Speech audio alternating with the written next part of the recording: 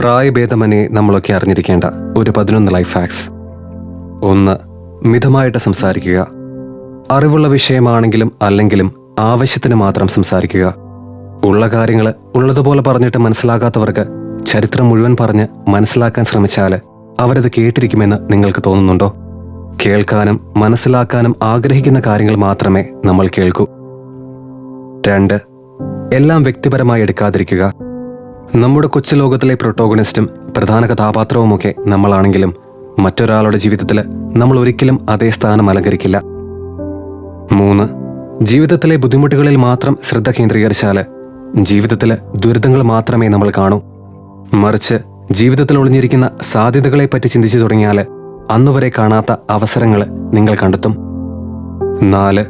ഇന്ന് നിങ്ങൾ എത്രമാത്രം വേദനകൾ അനുഭവിക്കുന്നുണ്ടെങ്കിലും കുറച്ചു വർഷങ്ങൾക്കപ്പുറം തിരിഞ്ഞു നോക്കുമ്പോൾ ആ വേദനകൾ നിങ്ങളെന്ന മനുഷ്യനെ എത്രമാത്രം വളർത്തിയെന്ന് നിങ്ങൾ സ്വയം തിരിച്ചറിയും.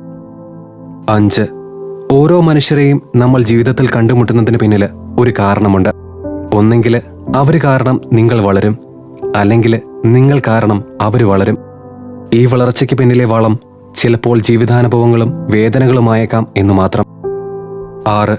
പുതിയ കാര്യങ്ങൾ ചെയ്യാനും സ്വന്തം കംഫോർട്ട് സോൺ വിട്ട് പുറത്തു വരാനും നിങ്ങൾ മടിക്കരുത്. രാവും പകലും ഒരേ കാര്യങ്ങൾ തന്നെ വർഷങ്ങളോളം ചെയ്താൽ ആർക്കാണെങ്കിലും മടുക്കും.